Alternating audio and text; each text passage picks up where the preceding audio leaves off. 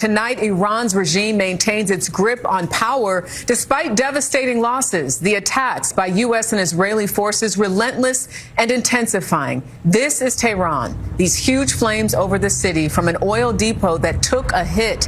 The war now entering its second week. Today, President Trump joined grieving families in Delaware as the remains of the first 6 service members killed in the conflict returned to the United States. Operation Epic Fury, as it's known, now involves some 50,000 U.S. military personnel. In Iran, more than 6,000 sites have been hit. The Islamic Republic has targeted at least 12 countries. CBS's Charlie D'Agata is in Tel Aviv tonight and leads us off. Charlie. Good evening, Jerika. We're learning tonight that the U.S. military is preparing for a longer fight. More B-1 bombers to the region, as sources we spoke to say a third aircraft carrier strike group is primed to deploy from the U.S., adding to the 2 that are already in this region. Fresh airstrikes on Iran hitting the capital and an airfield in the central city of Isfahan. American missiles striking 3,000 targets in the past week, according to sources we spoke to at U.S. Central Command. President Trump has vowed to intensify and widen attacks and called for an unconditional surrender.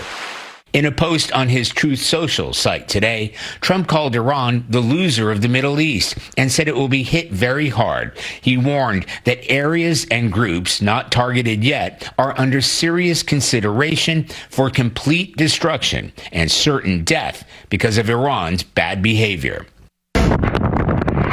Despite the relentless U.S. and Israeli air raid campaign, releasing this video said to show direct strikes on Iranian targets, there's little sign of the regime losing any of its grip on power.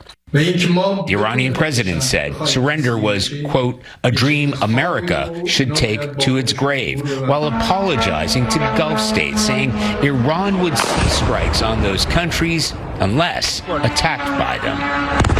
And yet another explosion near the main airport in Dubai, with attacks also reported in nearby Bahrain, home to a major U.S. naval headquarters. The USS George H.W. Bush carrier will be steaming toward the region soon from the U.S., joining the Ford and the Lincoln that have already been at the forefront of the airstrikes.